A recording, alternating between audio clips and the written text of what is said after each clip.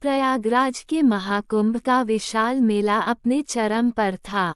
लाखों की भीड़, गंगा का पवित्र जल और चारों ओर घूमते मंत्रों की ध्वनि। एक माँ अपने बेटे को गोद में लिए गंगा के घाट पर खड़ी थी। उसका बेटा जो जन्म से बोल और सुन नहीं सकता था, उसकी आंखों में जीवन का प्रकाश फीका पड़ता जा रहा था। माँ की दुआएं गंगा की लहरों में खो रही थी। उसने सुना था कि महाकुंभ में दिव्य साधुओं का आशीर्वाद असंभव को भी संभव कर देता है। उसकी आश इस बात पर टिकी थी कि शायद कोई चमत्कारी साधु उसके बेटे को नया जीवन दे सके। भीड़ में चलते हुए वह माँ एक अजीब से साधु के सामने पहुंची। वह साधु मात्र 3 फीट का था, लेकिन उसकी आंखें गहरी और भयानक थी। उसका शरीर राख से ढका हुआ था और उसके चारों ओर एक अजीब सा सन्नाटा था। वह साधु 50 साल से गंगा किनारे तपस्या कर रहा है और उसने कभी किसी से बात नहीं की। जैसे ही माँ ने अपने बेटे को उसके सामने रखा, साधु ने अचानक अपनी आंखें खोली। उसके चेहरे पर एक अजीब सी चमक थी और वह बच्चे को घूरने लगा। अचानक साधु ने जोर से चिल्लाकर कहा, "ये बच्चा इस संसार का नहीं है।" माँ भय से कांपने लगी। आसपास की भीड़ भी सन्न रह गई। साधु की बात सुनकर माँ की आंखों से आंसू बहने लगे। उसने हाथ जोड़कर कहा, "महाराज, मैं इस बच्चे को जीवन देखने के लिए कुछ भी करूंगी।" साधु ने उसे गंभीरता से देखा और बोला, "इस बच्चे का जन्म किसी पाप का परिणाम है। इसे बचाने के लिए तुम्हें अपनी जान की कुर्बानी देनी होगी।" माँ की चीख सुनकर लोगों का दिल दहल गया। वह अपनी गोद में बच्चों को कसकर पकड़े हुए फूट फूट कर रोने लगी। भीड़ में हर कोई भावुक हो गया, लेकिन कोई भी साधु के करीब जाने की हिम्मत नहीं कर पाया। माँ ने अपने आंसू पोंछे और कहा, "अगर मेरी मौत से मेरे बेटे को जीवन मिल सकता है तो मैं तैयार हूँ।" साधु ने एक अजीब मंत्र पढ़ा और गंगा के जल को अपने हाथों में उठाकर बच्चे के सिर पर छिड़क दिया। अचानक बच्चा जोर जोर से रोने लगा। भीड़ के बीच चमत्कार हो गया। जो बच्चा जन्म से मूक और बधिर था, उसने माँ कहकर पुकारा। लेकिन इसी क्षण साधु की आंखों से खून बहने लगा और वह जोर से हंस पड़ा। "ये चमत्कार नहीं, एक श्राप है," उसने कहा और भीड़ को छोड़कर जंगल की ओर भाग गया। साधु के भागते ही माहौल और डरावना हो गया। माँ अपने बच्चों को गले लगाकर रो रही थी, लेकिन साधु के शब्द सबके मन में खौफ पैदा कर रहे थे। भीड़ में से एक बूढ़े व्यक्ति ने धीरे से कहा, "ये साधु 300 साल पहले मरा था। वो हर महाकुंभ में लौटता है।" ये सुनकर हर कोई शतब्ध रह गया। सवाल ये था कि वह साधु कौन था और क्यों उसने बच्चे को श्राप दिया। क्या उस श्राप का असर बच्चे के जीवन पर पड़ेगा? गंगा के घाट पर वह माँ अपने बेटे को गले लगाए बैठी थी। बेटे की आवाज सुनकर उसकी आंखों में खुशी के आंसू थे, लेकिन दिल में एक अजीब सी बेचैनी थी। वह साधु जिसने उसकी गोद में पड़े बेटे को आवाज दी थी, अब गायब था। बेटे का चेहरा चमक रहा था, लेकिन उसकी आंखों में अजीब सा दर्द था। भीड़ में से कोई भी कुछ कहने की हिम्मत नहीं कर पा रहा था। वह माँ बार बार अपने बेटे से पूछती, "बेटा क्या हुआ?"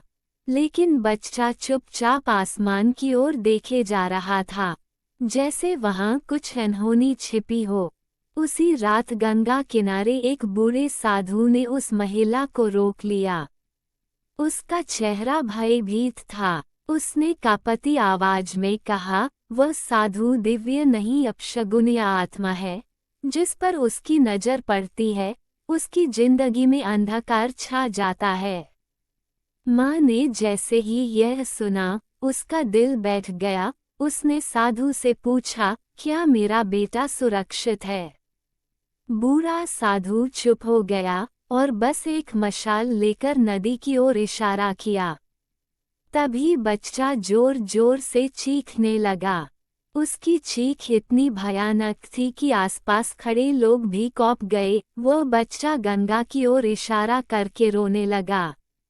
माँ अपने बेटे को गले लगाते हुए जोर से चिल्लाई, भगवान, मुझे कुछ समझ नहीं आ रहा, क्या मेरे बेटे के साथ कुछ गलत होने वाला है?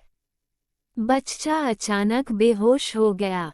माँ की चीख गंगा किनारे गूंजने लगी। लोग उसे संत बना देने की कोशिश कर रहे थे, लेकिन उसकी हालत बिगड़ती जा रही थी। उसका दिल टूट गया था।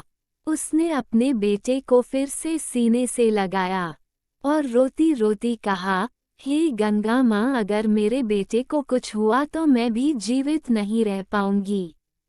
अचानक गंगा के जल में तेज लहरें उठने लगी। पानी का रंग काला हो गया और उसमें से एक धुंधली आकृति उभरने लगी। वो वही 3 फीट का साधु था, जिसकी आंखों से खून बह रहा था। वह माँ की ओर देखकर बोला, मैंने तुम्हें चेतावनी दी थी, यह बच्चा मानव नहीं, एक पुराने पाप का फल है। इसे बचाने के लिए तुम्हें गंगा में खुद को समर्पित करना होगा। माँ स्तब्ध रह गई।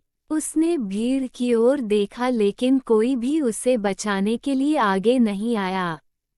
तभी बच्चे की आंखें अचानक लाल हो गई और वह जोर से हंसने लगा। उसकी हंसी मानो किसी दुष्ट आत्मा की आवाज थी। उस बच्चे की हंसी और साधु की बातें सुनकर भीड़ भागने लगी। माँ ने डरते डरते बच्चे की आंखों में देखा और उसे लगा कि वह बच्चा अब उसका नहीं रहा। तभी बूढ़े साधु ने चिल्लाकर कहा, इसे तो केवल गंगा माई का आशीर्वाद ही रोक सकता है। इसे तुरंत जल में समर्पित करो। माँ अपने बेटे को लेकर गंगा में जाने लगी, लेकिन तभी पानी में से एक और दिव्य आवाज आई। रुको, कौन थी यह आवाज? क्या वह बच्चा सच में एक श्राप था, या उसके पीछे छिपा था कोई बड़ा रहस्य? ये सब जानने के लिए वीडियो को अंत तक जरूर देखें। महाकुंभ के उस सर्द रात की ठंडक अब तक माँ के दिल में बसी थी।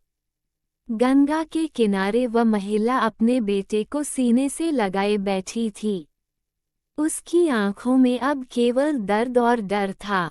बच्चा एकदम शांत था, जैसे कोई गहरी नींद में हो, लेकिन उसकी सांसें असामान्य थी।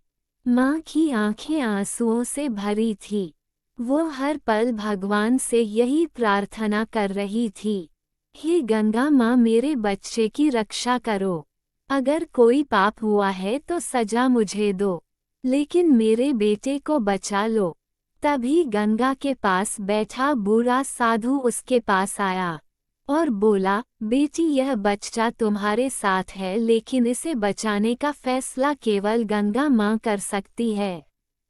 रात के तीसरे पहर गंगा के जल में अचानक हलचल हुई। पानी में तेज लहरें उठने लगी और उसकी सतह पर सफेद झाग उभरने लगे। बच्चा, जो अब तक शांत था, अचानक झटका खाने लगा। उसकी आंखें खुली और वह जोर जोर से रोने लगा, लेकिन उसकी आवाज किसी इंसान की नहीं थी। वह एक अजीब डरावनी आवाज थी, जैसे कोई दुष्ट आत्मा रो रही हो। माँ घबरा गई और बच्चे को जोर से पकड़ा। तभी गंगा के पानी में से वही 3 फीट का साधु प्रकट हुआ। उसकी आंखों में भयानक लाल चमक थी। उसने चिल्लाकर कहा, मैंने चेतावनी दी थी, लेकिन तुमने मेरी बात नहीं मानी। अब ये बच्चा तुम्हारा नहीं रहा। माँ के हाथ पैर कांपने लगे। माँ अपने बेटे को लेकर गंगा की ओर भागने लगी। वह रोते रोते कह रही थी, हे भगवान, मेरा क्या अपराध है, मैंने तो सिर्फ अपने बच्चे के लिए दुआ मांगी थी, उसे मुझसे मत छीनो।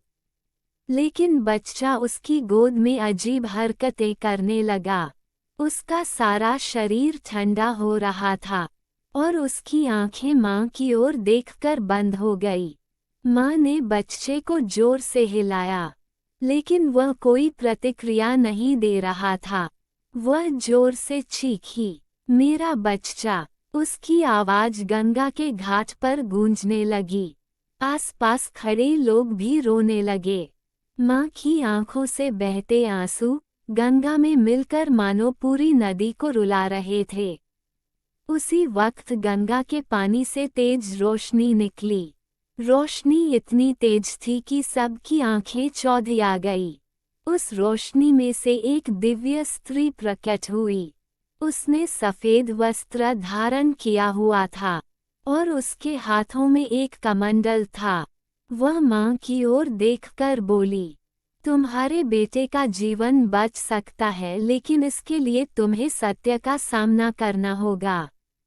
मां स्तब्ध रह गई। उसने कपटी आवाज में पूछा, कौन सा सत्य देवी? क्या मेरे बेटे की तकदीर पहले ही लिखी जा चुकी है? देवी ने धीरे से कहा, ये बच्चा इस संसार का नहीं बल्कि एक प्राचीन श्राप का परिणाम है। इस बच्चे का अतीत तुम्हारी सोच से भी परे है। माँ आश्चर्य थी। उसने देवी से पूछा, क्या कोई तरीका है मेरे बेटे को बचाने का? देवी ने कहा, तुम्हें गंगा के गर्भ तक जाना होगा, वहां तुम्हें सत्य का सामना करना पड़ेगा। देवी के गायब होते ही गंगा का पानी शांत हो गया, लेकिन माँ के मन में सवालों का तूफान उठ चुका था। बूढ़ा साधु पास आया और बोला, गंगा का गर्भ वह स्थान है जहाँ कोई साधारण मनुष्य नहीं जा सकता। वहाँ जाने का अर्थ है मौत को गले लगाना। लेकिन तुम्हें जाना होगा, क्योंकि सत्य वही छिपा है। माँ के सामने अब दो रास्ते थे, अपने बेटे को बचाने के लिए अपनी जान जोखिम में डालना, या उसे इस श्राप के साथ अकेले लड़ने के लिए छोड़ देना। उसने फैसला कर लिया, लेकिन यह फैसला क्या था? गंगा का गर्भ क्या है? और वहाँ छिपा था कौन सा रहस्य? ये सब जानने के लिए अगले एपिसोड में जुड़े रहें। ऐसी ही रोचक, धार्मिक और पौराणिक कथाओं के लिए मेरे चैनल वासुदेव की पाठशाला को सब्सक्राइब करना न भूलें। अगर आपको मेरी वीडियो अच्छी लगी हो तो इसे लाइक करें, अपने दोस्तों के साथ ज़्यादा से ज़्यादा शेयर करें, तो कमेंट में हर हर महादेव लिखना न भूलें। धन्यवाद।